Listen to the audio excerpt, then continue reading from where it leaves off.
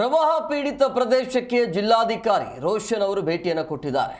ಗೋಕಾಕ್ ಪಟ್ಟಣದ ಲೋಳಸೂರು ಸೇತುವೆಗೆ ಡಿಸಿ ಅವರು ಭೇಟಿಯನ್ನು ಕೊಟ್ಟು ಸದ್ಯದ ಪರಿಸ್ಥಿತಿ ಹೇಗಿದೆ ಅನ್ನೋದ್ರ ಬಗ್ಗೆ ಮಾಹಿತಿಯನ್ನು ಪಡೆದುಕೊಂಡಿದ್ದಾರೆ.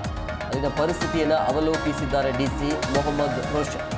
ಗೋಕಾಕ್ನಲ್ಲಿ ತೆರೆಯಲಾಗಿರುವಂತಹ ಕಾಳಜಿ ಕೇಂದ್ರಕ್ಕೂ ಕೂಡ ಭೇಟಿಯನ್ನು ಕೊಟ್ಟು ಕಾಳಜಿ ಕೇಂದ್ರದಲ್ಲಿರುವಂತಹ ಕುಟುಂಬಗಳ ಸಂಕಷ್ಟವನ್ನು ಆಲಿಸಿದರು. ಡಿಸಿ ಮುಂದೆ ತಮ್ಮ ಅಳಲನ್ನು ತೋಡಿಕೊಂಡಿದ್ದಾರೆ ಸಂತ್ರಸ್ತರು.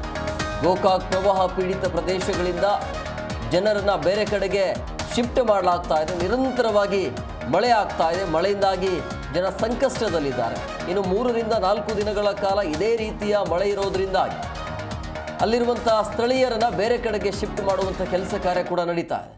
ಸೊ ಹಂಗಾಗಿ ಇವತ್ತು ಪ್ರವಾಹ ಪೀಡಿತ ಪ್ರದೇಶಕ್ಕೆ ಜಿಲ್ಲಾಧಿಕಾರಿ ರೋಷನ್ ಅವರು ಭೇಟಿಯನ್ನು ಕೊಟ್ಟು ಸದ್ಯದ ಪರಿಸ್ಥಿತಿ ಹೇಗಿದೆ ಅನ್ನೋದ್ರ ಬಗ್ಗೆ ಮಾಹಿತಿಯನ್ನು ನೀಡ್ತಾ ಇದ್ದಾರೆ.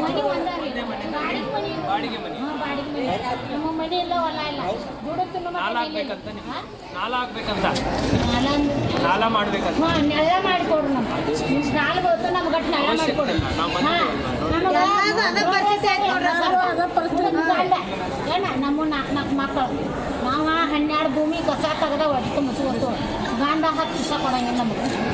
ತಿಂಗಳ 4,000 3,000 ರೂಪಾಯಿ ಬಾಡಿಗೆ, ಮನೆ ಬಾಡಿಗೆ 2,500, ನೀರು ಪಾಳೆ ಬಾಡಿಗೆ ಬೆಲೆ ಎಲ್ಲ 2,500 ಹಟ್ಟಿ ಅಂತ ಮುಚ್ಚೋದು ನಿಮಗೆ ಆಯ್ತು. ಈಗ ನಿಮ್ಮ ಓಣಿ ಎಲ್ಲಿದೆ? ನಾನು ದೇಶದಲ್ಲಿ ಬರ್ರಿ ನಾವು ತೋರಿಸ್ತು. ನೀವು ಇಲ್ಲೇ ಇರ್ರಿ, ಆರಾಮಾಗಿರ್ರಿ.